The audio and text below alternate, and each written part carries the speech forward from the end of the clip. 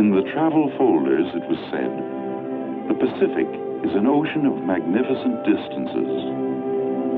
The largest ocean in the world, 34 times bigger than the continent of Europe. It covers 70 million square miles, roughly 1/3 of the Earth's surface. In 1941, the fastest luxury liner took 5 days to make its landfall at Honolulu, first port of call on the voyage to Yokohama, over 3,000 miles and 9 days further away.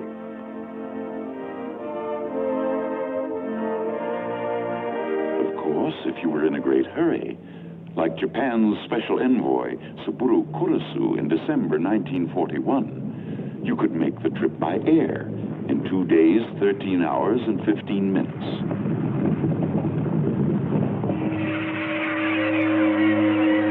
The Pacific is an ocean of many moods. To the north, the Aleutian winds are icy and unpredictable. Here, it is said, weather is born. To the south, in equatorial heat, the sunsets are of unparalleled beauty. Here, rising from the blue shark-infested waters, lie jungles, dense and malarial. Volcanoes, like Krakatoa, which once exploded with a violence that shook the world. It is an ocean of islands with names once strange to Western ears. Tarawa, Saipan, Iwo Jima. Names now almost as familiar as Gettysburg, Trafalgar, Verdun. Islands inhabited by little-known peoples, Polynesians, Melanesians, and Micronesians. We had caught glimpses of them in the movies, dancing their hip dances, chanting their island songs. At one time, some had been cannibals, but now most were good-natured and friendly, living in what writers like Herman Melville and Jack London had described as an approximation of paradise. Since 6:55 a.m. Honolulu time, Sunday, December 7th, 1941, this paradise has been a battlefield.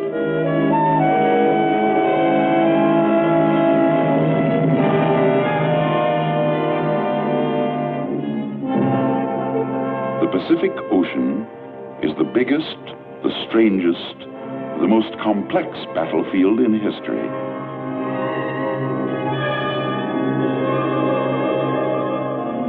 To understand what distance in the Pacific really means, touch the point of a pencil to the map. Under this tiny point may be arrayed all the ships of the United States Navy in battle formation. Yet, these ships must be so disposed and so employed as to exert an influence and control over the whole Pacific area. Land war is familiar to the people of Europe and Asia. A massive war of tanks locked in battle, of men deploying, maneuvering along highways, canals, railroads, in city streets, in buildings of brick and stone. But it is different in the Pacific, where there are no highways, no railroads, only the limitless lanes of the sea.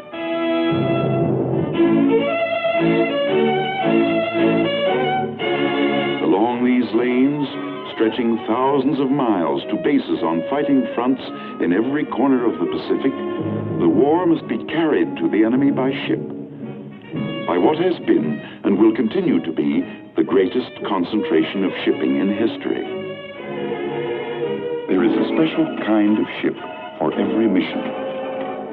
This is the battleship, known to the men of the fleet as the battle wagon, a floating fortress belted with armor plate, 15-inch guns 50 feet long, which can hurl their projectiles into a bullseye 20 miles away.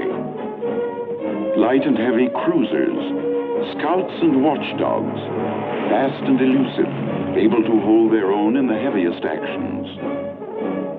The destroyer, the tin can, a fragile steel shell crammed with horsepower, moving at express train speed to protect slower vessels with guns, torpedoes, and depth charges.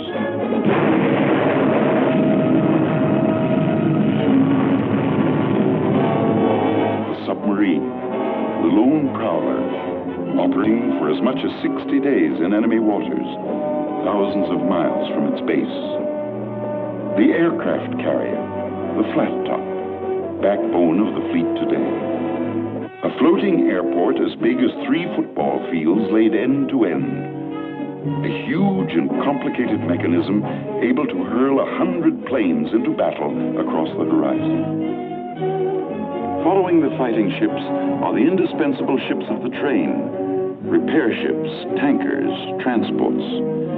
With landing craft, they carry the fuel, ammunition, machine shops, food and drinking water, everything to enable the fighting ships to stay at sea, farther from their bases, and in more continuous action than any fleet in history.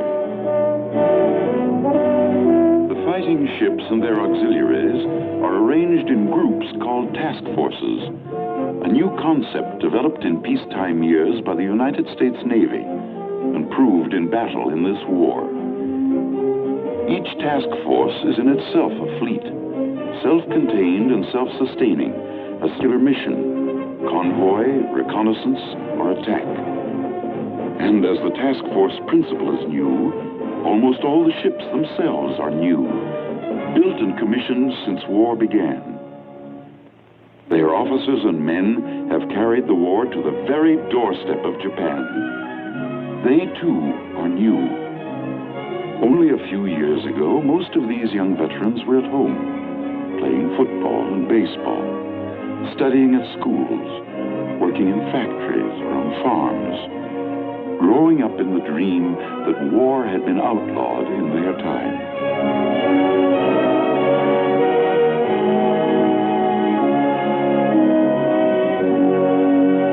While they were growing up in the 20s and 30s, scores of American warships lay deserted and unmanned, gathering rust in quiet harbors.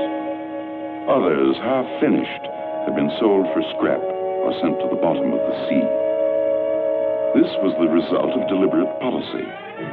Peace through disarmament was the spirit which moved the Washington Arms Conference of 1922 and the London Conference of 1930. Statesmen of those days, with the best of intentions, had forgotten the words of the anonymous admiral of 1918. The means to wage war must be kept in the hands of those who hate war. In America's case, geography was an additional factor. She was 6,000 miles from danger in the west, 3,000 in the east. Most Americans came to believe that a comparatively small navy was protection enough for their isolated seacoasts. But in the middle 30s, events in Europe and Asia began to change America's thinking. She began to prepare to throw her weight into the world's struggle against fascism and aggression. And by September 1939, whatever remained of her old complacency was gone for good. In quick succession, Congress passed the Lend-Lease Act, which made America, in fact, the arsenal of democracy. The so-called Two-Ocean Navy Bill. The United States Navy was reborn. The Selective Service Act, to mobilize the nation's young manhood. But time was running short. It ran out on what began as just another American Sunday.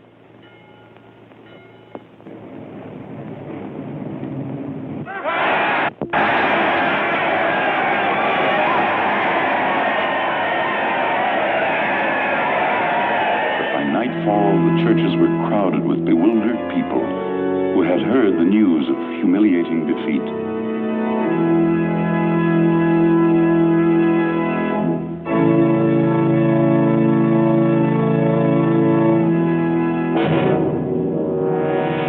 This was Pearl Harbor, America's prime naval base in the Hawaiian Islands.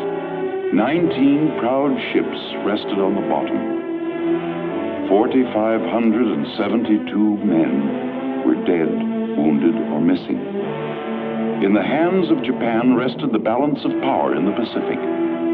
Bought at a known cost of 48 planes shot down, 3 midget submarines, perhaps 150 men. It was, on the surface, the cheapest bargain in history.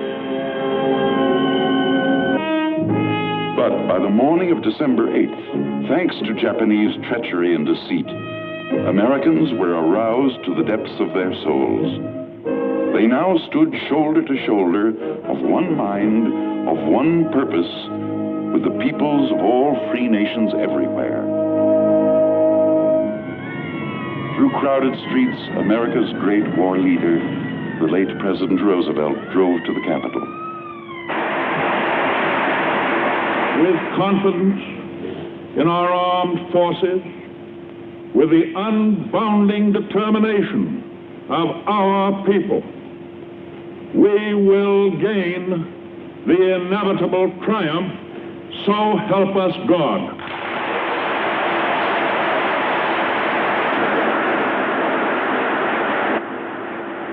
Yes, America said, as the nation's youth put aside the ways of peace and turned to war, we would gain the inevitable triumph. But how?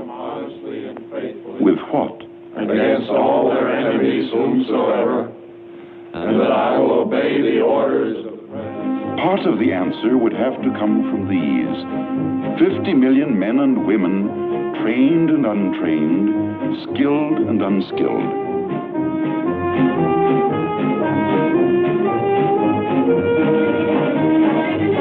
Part of the answer lay here. As a result of Lend-Lease, American industry was already partly on a war footing. But ahead lay giant tasks: reconversion, re-engineering, retooling.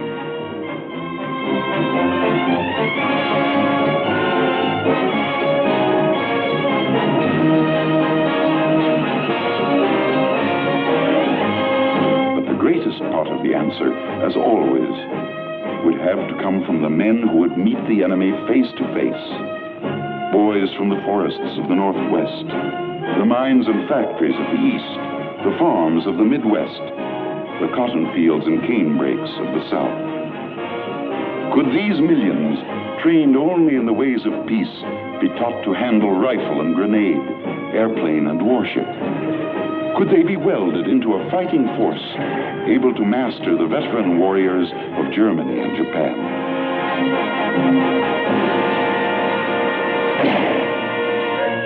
Time was of the essence. Time to draw blueprints. Time to lay keels, to retool factories. Time to train men. The demand was astronomical, far beyond the capacity of the factories, still inadequately equipped. The workers still inadequately trained. On every front, in Europe, Africa, in Asia, the United Nations fought with their backs to the wall. And in the Pacific, time was doubly the enemy. Here in December 1941, the Navy had available 80 combat ships. To these, America's British and Dutch allies could add at most another 50. Against them, the Japanese could bring to bear at least 186 combat ships.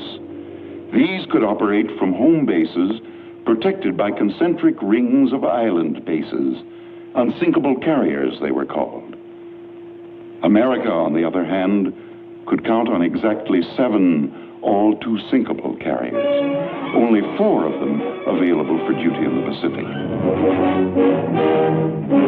Japan took full advantage of her newfound superiority. She exploded in all directions.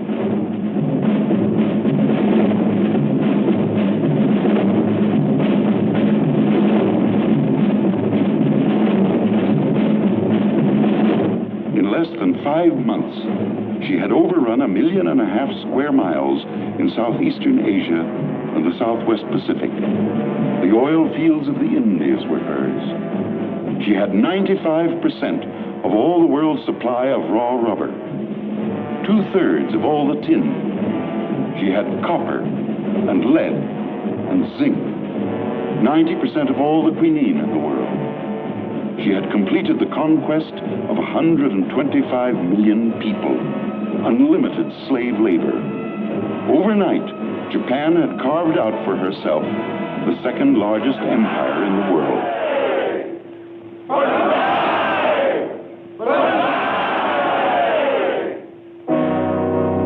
At Fleet Headquarters, Pearl Harbor, the United States Navy's Pacific Command faced a staggering task. First, the sunken ships had to be raised, refloated, re-equipped, rearmed. It was the greatest salvage job in history. In time, all but two of these ships would again stand out to sea, more heavily armored and gunned than ever before, but not for months to come. Meanwhile, every available combat ship was sent out to search for the enemy, to harass him, hinder him, to delay him. Everywhere in the Pacific, it was the same story of gallant, sometimes hopeless campaigns conducted by officers and men who did the best they could with the little they had. Often it was a few overaged destroyers setting out to engage a battle fleet. A few Americans, British, a handful of PT boats, every last available ship in the Dutch Navy. Later, these small forces would be called the Bow and Arrow Navy. They took their losses, not stopping to count their dead in the Macassar Strait, the Banduang Strait, the Java Sea. In days to come, when the tiny pieces called battles could be slipped into the overall pattern called war, the job they did in the Pacific would assume its rightful place in history. From the beginning, the men of the undersea arm contributed more than their share. Their forays to the very harbor mouths of Japan helped check the enemy in the full tide of his advance. The Navy's airmen did their part. Small carrier task forces launched daring attacks on Japanese bases, foretastes of the mighty aerial strikes to come.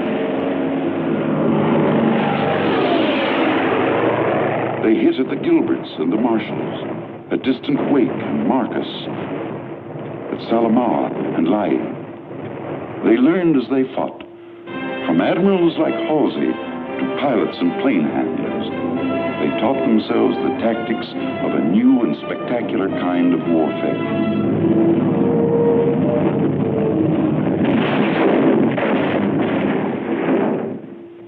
They improvised and invented. On the gray morning of April 18th, 1942, Army bombers led by Colonel Jimmy Doolittle rose from the decks of the carrier Hornet, only 500 miles from the coast of Japan.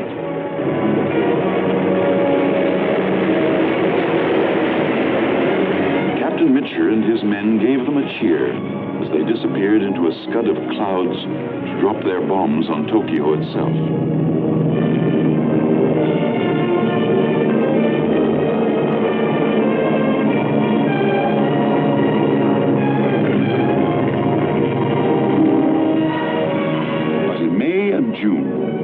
Skirmishing came to an end when Japan called for a showdown in two major actions, the Battle of the Coral Sea and the Battle of Midway.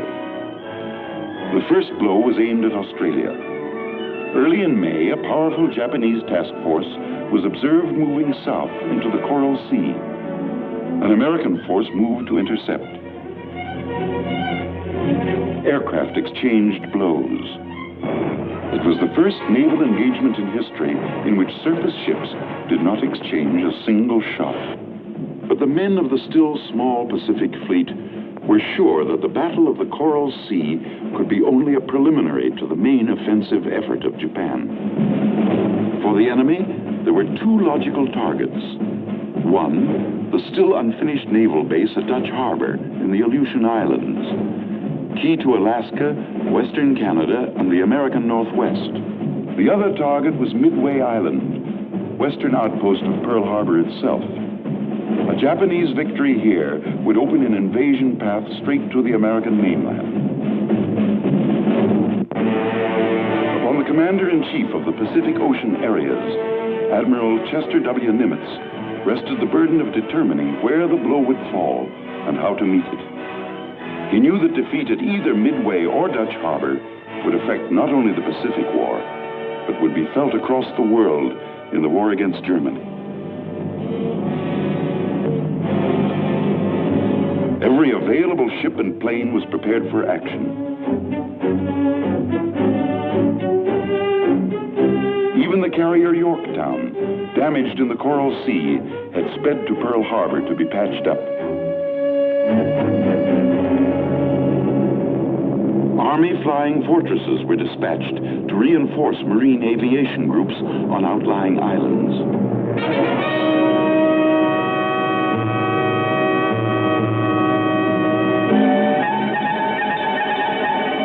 The first blow fell in the north. At daybreak on June 3, 1942, Dutch Harbor reported an attack by a strong Japanese force. But Admiral Nimitz sensed that this was a diversion only, not the main blow. He ordered his carrier force to the west. As the small American force sailed from Pearl Harbor for its rendezvous with destiny, it carried into the Pacific the hopes of the free world. To the west, a vast weather front was rolling toward Midway. On June 3rd, a Navy patrol bomber nosed up to the weather front and made the first contact with the enemy.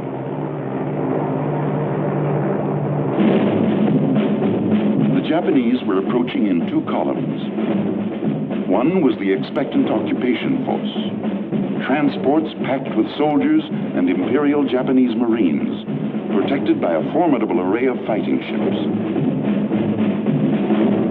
The other was the striking arm, the Japanese Navy's four finest aircraft carriers, escorted by battleships, heavy cruisers, and destroyers.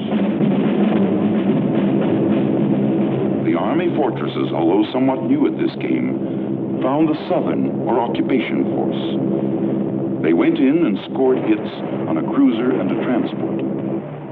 That night, the Navy patrol bombers followed up with an attack on the occupation force. They scored at least 2 damaging hits and sank a cargo vessel. Next day, the enemy had moved within range of Midway. Marine air squadrons found the striking force.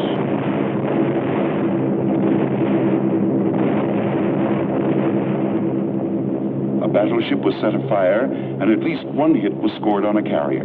But at the same time, Japanese attack groups were giving the island a savage pounding.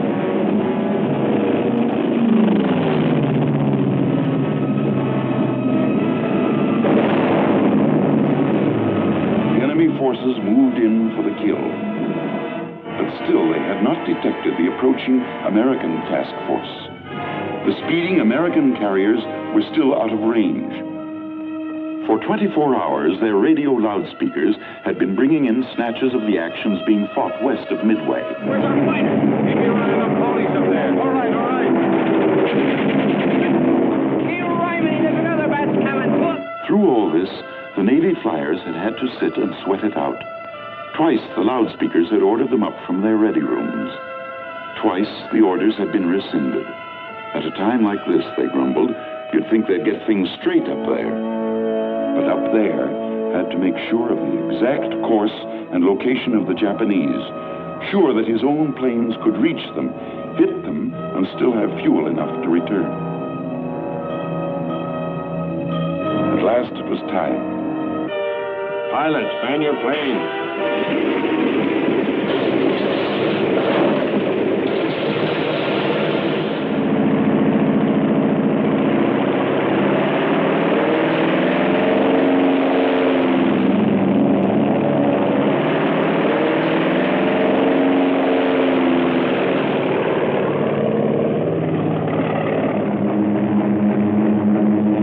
2 hours from their carriers, the American flyers began to suspect that something had gone wrong. The Jap was not where he was expected to be. We know now that he had turned back. Perhaps he had learned at last of the oncoming American carriers. At 11 o'clock, Commander Waldron of the Hornets Torpedo Squadron 8 found the enemy. He was short of fuel and had outrun his fighter support. Nevertheless, he attacked. Of his squadron, only one man, Ensign Gay, lived to inflate his life raft on the sea. He saw his comrades from the Hornet, the Enterprise, and the Yorktown plunge into the Japanese fleet. They went for the carriers first. In quick sequence, they pounded them into flaming hulks. Kaga, Akagi, Soryu. And with them, 2 battleships were left burning. But one carrier, the Hiryu, escaped for the time being, long enough for a Parthian shot which crippled the Yorktown.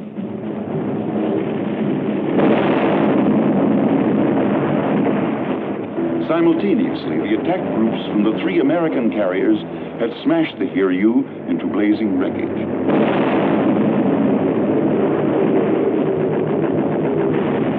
For several days, the American flyers delivered textbook attacks on the enemy's battleships and cruisers, now naked of aerial defense. The once clean blue sea was spotted for hundreds of miles with oil slicks and wreckage. By sunset on June 6th, the Battle of Midway had already taken its place beside Jutland, Trafalgar, and the rout of the Spanish Armada. Intelligence officers began to tally up the score. On the morning of June 7th, the men of the victorious American fleet began to bury their dead. As in the skies over Britain 2 years before, a few had earned the gratitude of the many.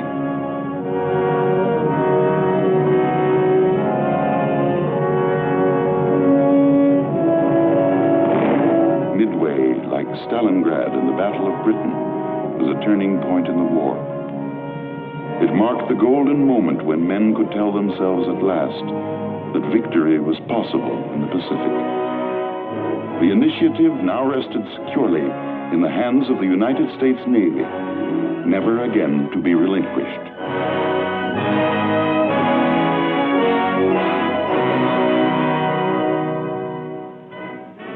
To the Allied Chiefs of Staff in Washington, the initiative won at Midway was an opportunity only, not an accomplishment. Though the enemy had been beaten back, there was no tendency to underestimate him. His record of achievement was plain for all to see. He was entrenched in his stolen island empire as firmly as his German ally was entrenched in Europe and Africa. In planning their offensive, the Chiefs of Staff had to keep in mind the nature of the Japanese. In total war, the psychology of the enemy is of first importance to the strategist. Unconditional surrender was a long way off. But 2 months after the Battle of Midway, the Navy took its first offensive step in the Solomon Islands, north of the Coral Sea. On Guadalcanal, the Japanese were building an airfield to menace supply routes to Australia. This was the first objective. The name Guadalcanal has been written into history. With other names like Tarawa and Iwo Jima, Bougainville and Peleliu, it has become a symbol, not merely of one battle on one remote island, but of all the battles fought up the ladder of islands leading to Japan. On Guadalcanal, the outnumbered, outgunned Marines first found out what it meant to fight the Japanese at close quarters. In the stinking jungle, they lived through a nightmare 6 months long.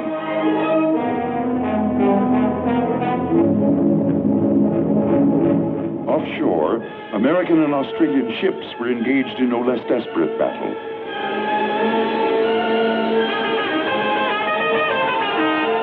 The enemy spared nothing in his effort to save Guadalcanal. From August to December, the sea actions flamed. Night actions in which frequently almost every ship engaged was hit.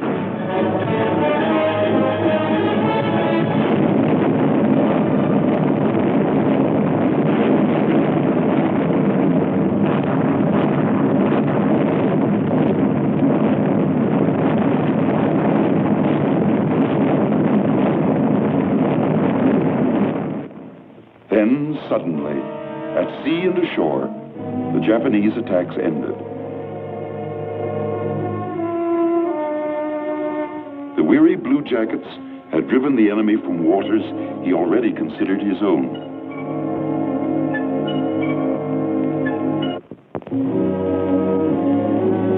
The weary Marines of Guadalcanal could take pride in two great achievements. They had taken the first step on the long road to Tokyo, and they had mastered the savage arts of jungle warfare.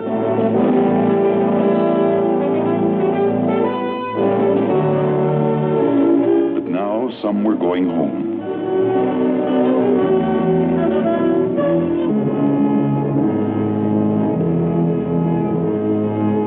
Others had already gone to hospitals on other islands, where Navy doctors and nurses were pioneering new horizons in battle surgery and tropical medicine.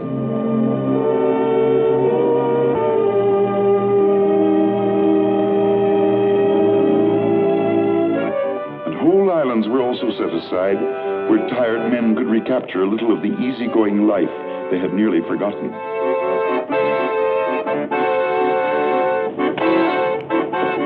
Where they could find a little rest and have a little fun.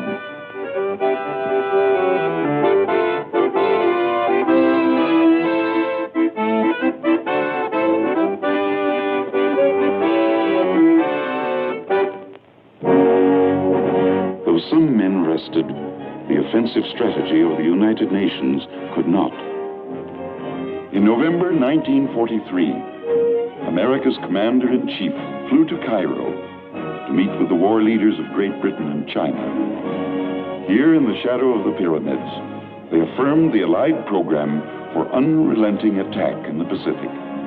They had the weapons now. There were warships of every type. American industry and labor were meeting the test of global war. They had used well the time bought for them by the bow and arrow navy of the early days, by the outnumbered heroes on Bataan, by the men who fought in the Coral Sea, at Midway, on Guadalcanal, by the free peoples everywhere in the Pacific who had steadfastly resisted Japanese aggression, and by the Chinese who for 8 long years had stood off the full onslaught of the Japanese armies. These mighty bombers were built on time, bought by the sacrifice of British, Australians, New Zealanders, and Dutch. These giant stockpiles were built up while guerrillas in the Philippines and the Netherlands East Indies were fighting the enemy with little more than hope. And even more important, the United Nations now had men for the Pacific. Blue jackets to handle the complex machinery of modern sea power. Airmen, soldiers and Marines trained for amphibious and jungle warfare. And all these were but the vanguard of a host of others still in training camps. Under their commanders, Fleet Admiral Nimitz in the Central Pacific and Army General Douglas MacArthur in the Southwest, by the side of their allies, they were ready to push attack. What they accomplished is history. From Guadalcanal and New Guinea, the Allied advance gathered momentum, striking from airfields on key islands, taking this base, bypassing that, short steps at first, but as America's power grew, lengthening into giant strides, the world began to hear of strange places. Fincha and Tarawa, Kwajalein and Atapi, Biak and Saipan, Peleliu and Morata. And as the pace increased, more familiar names would come back into the news. The Philippines,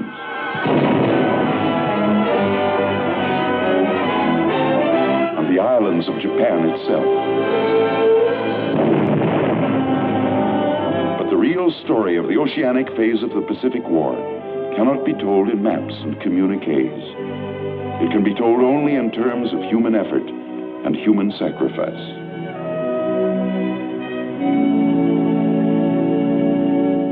A task force can weigh anchor to sail against the enemy only because thousands of officers and men ashore have worked long months at the tremendous and exacting job of planning.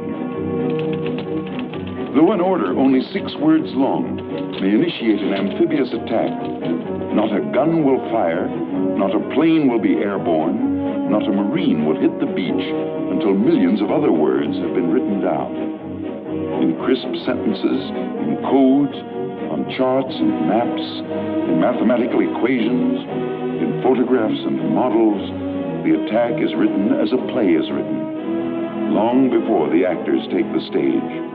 From battle fleets to chocolate bars, from the horsepower of 1,000 planes to the tide tables of a once-forgotten tropical island, no detail can be omitted. Yet all this planning is for one ultimate purpose: to put this man and his rifle ashore on a hostile beach. This is the eve of battle. This is the eve of Guadalcanal, of Tarawa, of Palau, Leyte, Iwo Jima, Okinawa.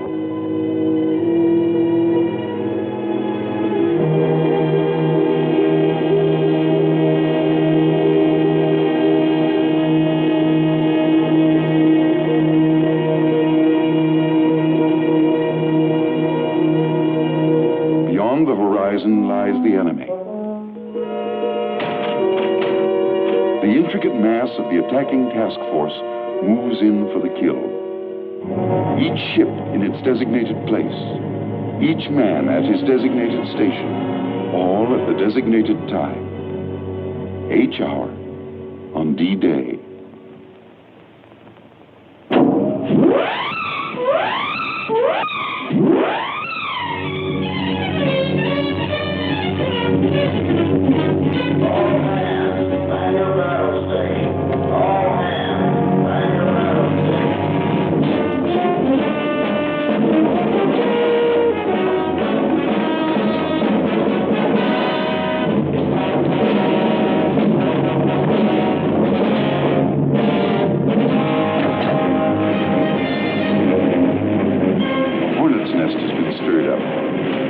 Japanese torpedo bombers.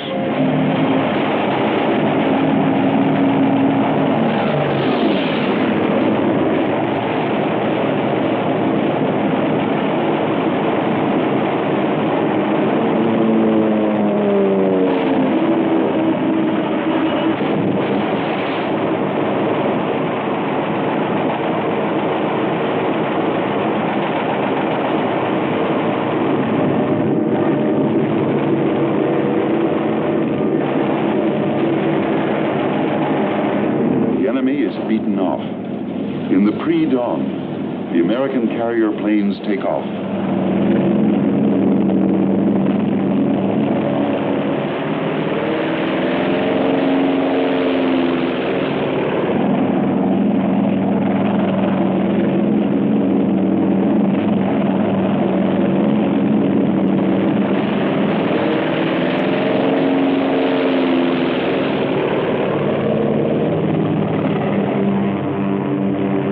Dawn, they are over their objective.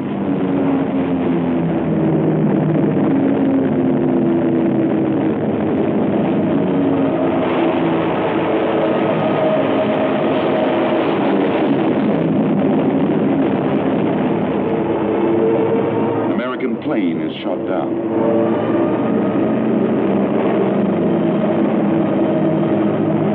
This is a Japanese ammunition ship.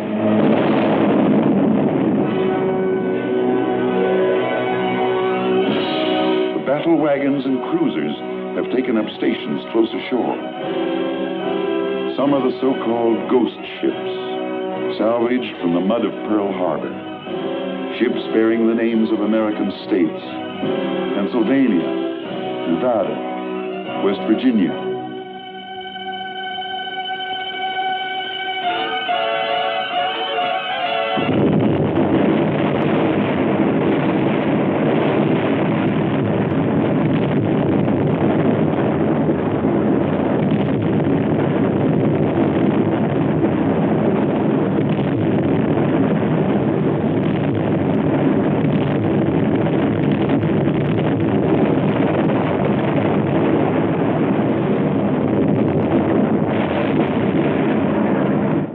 Paying off their debt.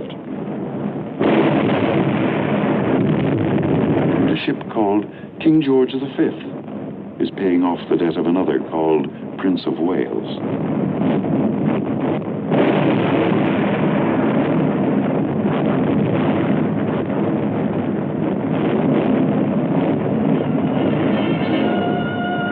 Now it is the turn of the Marines and soldiers. From hard experience, they know what lies ahead. The enemy has had years to fortify these islands.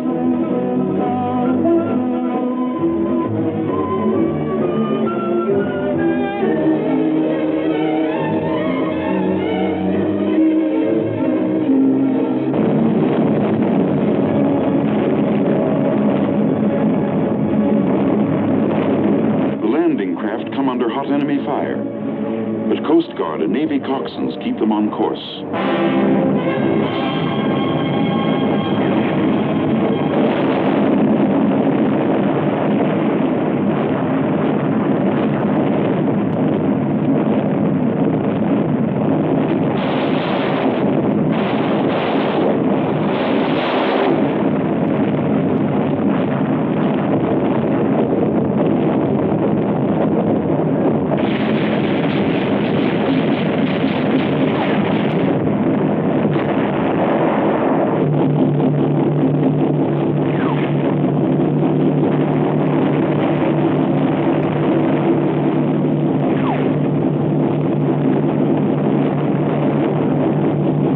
Schedule.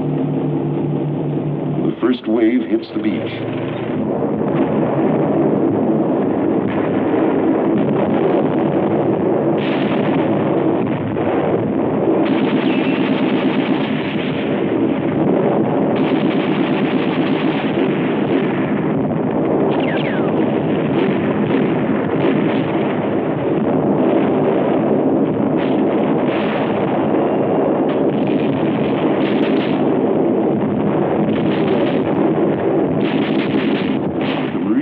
Soldiers have won a tiny strip of the beach, a fingernail, no more.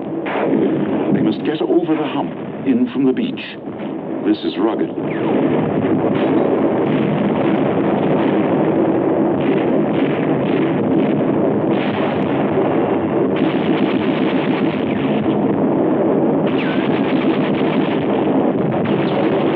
fingernail has been expanded. It is now a solid beachhead. But the forward elements are pinned down by mortar and machine gun fire. The Japanese are reported gathering for a counterattack.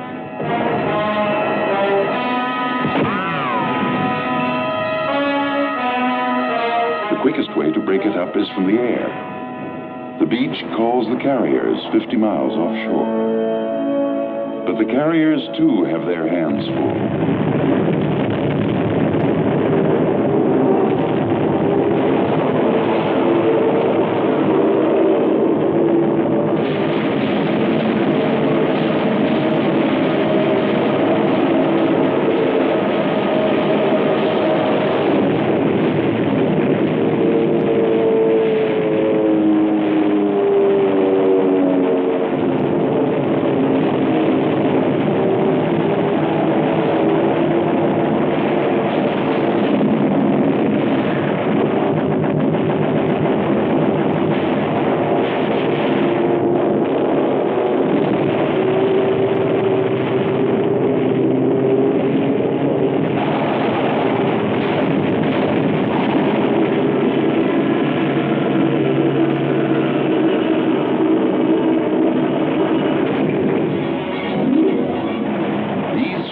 With a tradition behind them. Most of them carry the names of ships famous in American naval history: Wasp and Essex, Enterprise and Bonhomme Richard.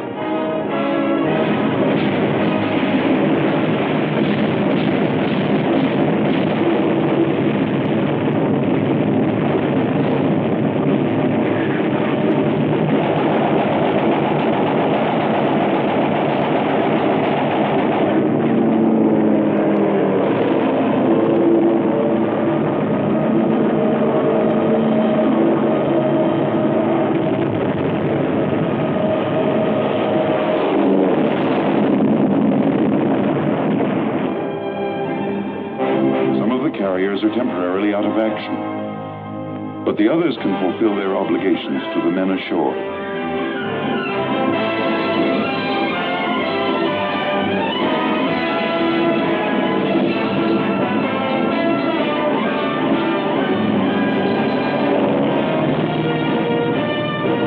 At last, the air support is on its way.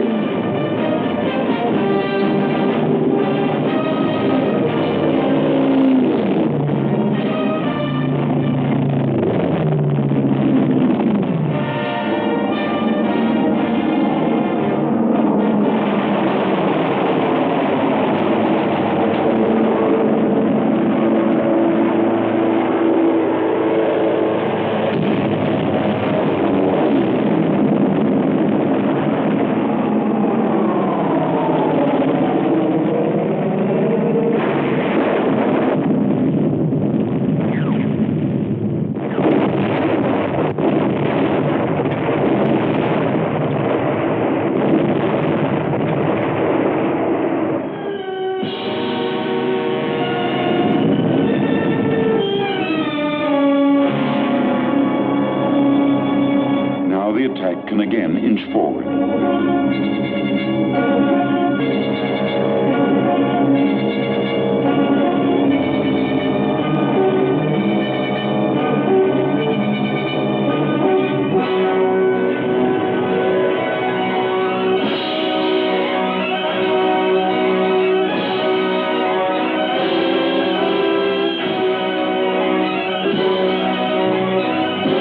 Patrols are approaching the enemy's main defense line.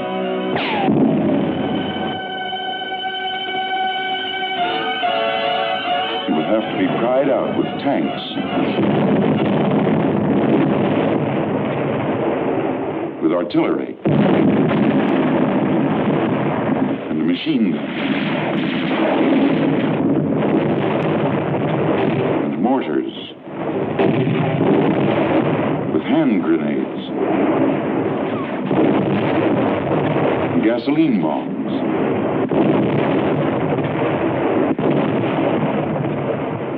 And finally, for the foot soldier, with rifle and bayonet.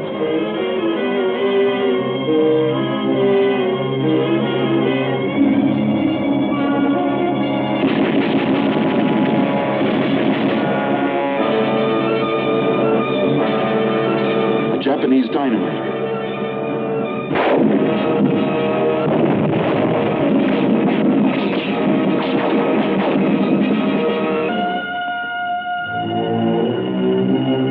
Another Japanese refuses to stop. As usual, few of the enemy surrender. Their propagandists have made them believe that surrender means torture and death.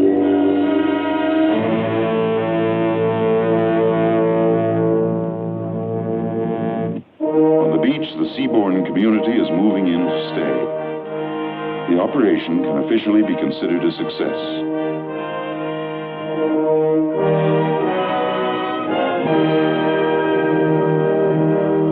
Up front, the wounded are coming back.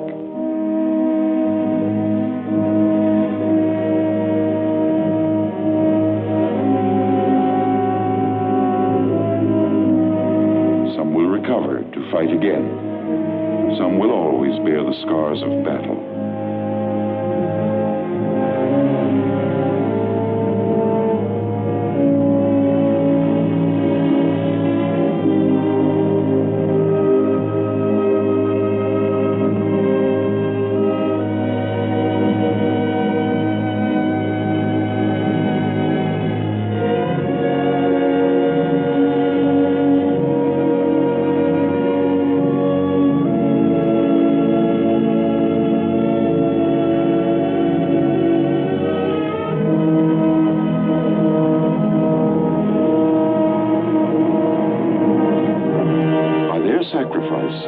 They have won new airfields for Allied air power, new anchorages for Allied sea power, a new base 500 miles closer to Japan from which to launch further attacks against the enemy.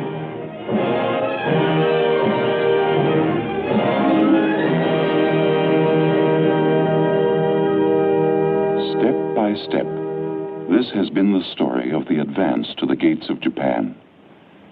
Step by step, this has been the price.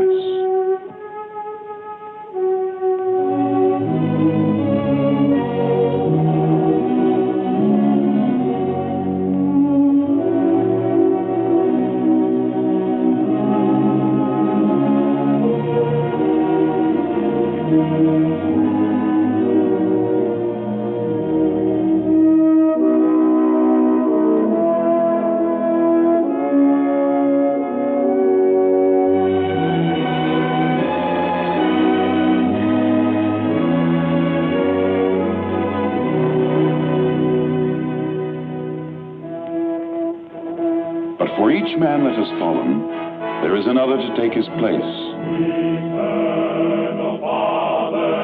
Theirs is the task. The victory will be for all. But this victory can be won only if free men everywhere give to its cause unsparingly their strength, their treasure, and their hearts.